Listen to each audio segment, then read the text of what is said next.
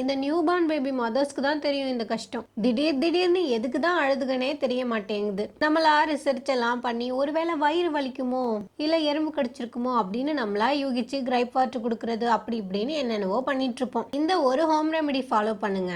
குழந்தைங்களுக்கு வந்து வயிறு வலி, அடிக்கடி வாமிட் பண்றது இந்த மாதிரி ப்ராப்ளம்லாம் இருக்கவே இருக்காது.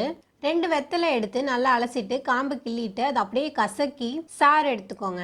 இந்த சாறு மேக்ஸிமமா பார்த்தா 6 to 10 டிராப்ஸ்குள்ளேயே தான் இருக்கும். இது கூட சுத்தமான ஹனி, குழந்தைங்க இருக்கிற வீட்டில் வந்து கண்டிப்பாக இந்த சுத்தமான ஹனி இருக்கணும். அதோட பெனிஃபிட்ஸ் என்னன்னு நான் இன்னொரு வீடியோவில் சொல்கிறேன். இப்போ இந்த ஹனிலேருந்து ஒரு 3 to 4 டிராப்ஸ் மட்டும் ஆட் பண்ணிக்கலாம். ஆட் பண்ணிட்டு நல்லா மிக்ஸ் பண்ணி அப்படியே குழந்தைங்களுக்கு கொடுத்துருங்க.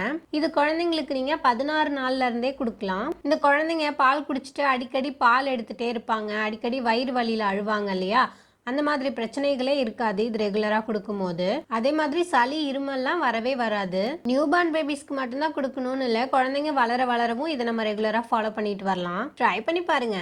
பாய்.